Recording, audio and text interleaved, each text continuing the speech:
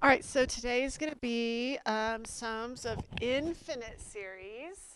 That's different than finite. Finite means it comes to an end. Infinite means it goes forever. So with infinite, it might seem like, how could I ever add those together if it goes on forever? Well, it's kind of like when we drew a rational function and it got really, really close to an asymptote but never actually equaled that asymptote. That's kind of similar to what we're doing, or kind of along the same lines, why it equals something. Like when you find a limit, it's approaches but not necessarily equal to. So the same thing with certain sums of infinite series. It all depends on whether it converges or diverges. If it converges, it comes close together. If it diverges, it just keeps getting further and further apart. So in order for you to be able to find a sum of an infinite series, it must converge.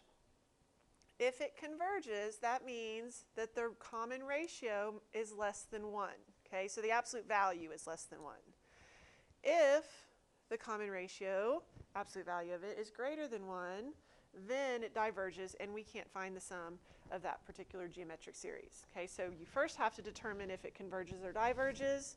If it diverges, your answer is diverges, and you move on to the next problem. If it converges, meaning the common ratio is less than 1, again, absolute value of the common ratio is less than 1, then we can go ahead and find it. And we have a formula for that. There is just kind of a definition of converge versus diverge. Maybe that'll help you understand what you're actually doing. So reference that if you want. Common dictionary.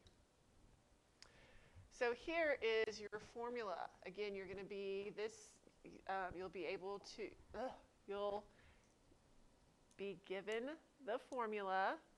Okay, so you won't, but you will need to study it, know it. If you memorize it, that's just going to be that much more helpful for you on your tests and quizzes. All right, so the sum of an infinite geometric series is the first term divided by 1 minus r.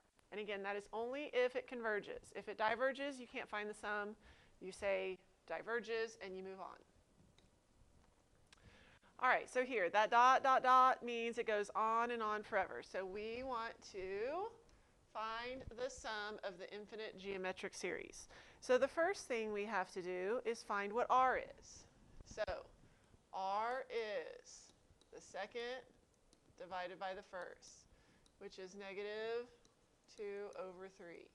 Or we could say r equals 4 over negative 6, which is still negative 2 over 3. So r equals negative 2/3. A sub 1 equals 9. So the absolute value has to be less than 1 in order for us to find the sum. And it is. 2/3 is at less than 1. All right, so now we use our formula. The sum equals a sub 1 over 1 minus negative 2/3. All of this can be done without a calculator. So 9 over 1 plus 2/3. If you need to get a common denominator, 9 over 3/3 plus 2/3 is 9 over 5/3. We can't divide fractions, so 9 times the reciprocal of the denominator, so we get 27 over 5. So there is our sum for that infinite geometric series. Now another thing we use infinite series for is repeating decimals. So we're able to use the sum in order to find a repeating decimal. So the first thing we're going to do is rewrite this as an infinite series. So 0.45 repeating, okay, if we're going to rewrite that as an infinite series, we take whatever is repeating. So we take the 0.45. And remember, a series, we need at least 3 terms. You can do more than 3 if you want, but you have to show at least the first 3. And then we add 0.0045. So now that's 0.4545. At least one more, 0, 0, 0, 0. That takes the place of the 0, 0, 4, 5. We had another 4, 5 plus dot, dot, dot. That's writing an infinite series. So we've rewritten that as an infinite series. If you'd rather write it as fractions, you can do that. Okay, you can change that to a fraction or leave it as a decimal. It's up to you. All right, so what we have to do first is find r. R is equal to the second term divided by the first term, or the third divided by the second, so on. So 0.01 or 1/100th. Both of those work. If we don't have a calculator, 1/100th might be easier to deal with, but it's up to you. All right, so now we want to find the sum. We know the first term is 0.45. We know the r is 0.01. So we know it converges because the absolute value of r is less than 1. So now we can say the sum equals, I'm going to change this to fractions, so 45 over 100 over 1 minus 1 over 100. Again, we don't have a calculator, so S equals 45 over 100. We need to make that 100 over 100, so that becomes 99 over 100. Okay, 1 I change to 100 over 100 for that right there. So 100 minus 1 is 99 over 100. We can't divide fractions, so 45 over 100 times 100 over 99 cancels.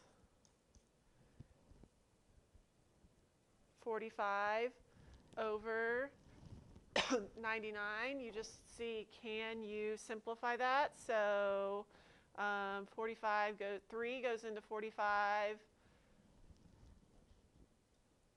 15 times. 15 over 33 is your answer.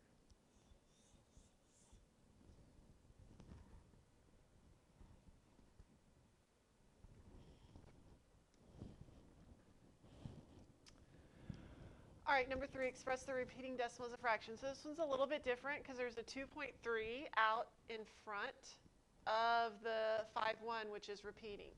So 2.351 5-1, 5-1, 5-1. So the 5-1 is repeating. So we have to do that 2.3. That's not part of our repeating decimal. Okay, but we have that right there, and then our repeating decimal, this is where it starts. So it's going to be 0.051 plus 0.00051. And remember, we need at least 3 of the repeating, not 3. The 2.3 doesn't count. 0.0000051 plus dot, dot, dot. Don't forget that notation. That notation is important when we ask you to write an infinite series. So this would be the infinite series. So we're going to use that infinite series to help us find the sum. Now this one's going to be a little bit bigger, but it's still possible without a calculator. You just might have to do some multiplying out by the side. I'll do that for you in these notes so you can see how to do it, and it's very possible and not difficult at all. All right, so when we are finding the repeating decimal, that's what we're going to deal with. And then at the end, we're going to go back and add that 2.3 because that does not part of our infinite series at the moment. All right, so first, r is equal to 0.00051 divided by 0.051. So we get 0.01. Now, I'm going to leave this one as a decimal. The last one I did as a fraction. I'm going to leave this one as a decimal, and you can pick which way you like best. So the sum equals the first term, 0.051 over 1 minus r, 0.01. So S equals 0.051 over 0.99. Now, if you like decimals, we can just move those decimals over. So if we move the top one over 3 times, the bottom one has to be moved over 3 times. So 51 over 990. 1, 2, 3, 1, 2, 3. That's how I got 990, which we can simplify that to 17 over 330. Now, whether you simplify at the beginning, at the end, just at some point, if it needs to be simplified, you always need to simplify it. All right, so there's our repeating decimals. 17 over 30 gives us that 0.051515151. But we still have that 2.3 to deal with. So we have 2.3 plus 17 over 330. Well, 2.3 can be written as 23 over 10 plus 17 over 330. So we need a common denominator. So this side we have to multiply by 33 over 33. So 33 times 23, not impossible to do at all. 9 times 9, 0, 6 and 6, 9, 5. So 759. So we end up with 759 over 330 plus 17 over 330, which gives us 776 over 330. 776 and 330 are both divisible by 2. So we just simplify that, cut both those in half, and we get 388 over 165. And there is your completely simplified answer. So 388 over 165. Now you don't have a calculator, but you're doing your work at home. Okay, plug 388 divided by 165 in your calculator and see what you get. Okay, see if it works out. Again, this is a very easy problem to do without a calculator. You just have to get common denominators. The hardest thing to do was multiply 33 times 23, which is not difficult.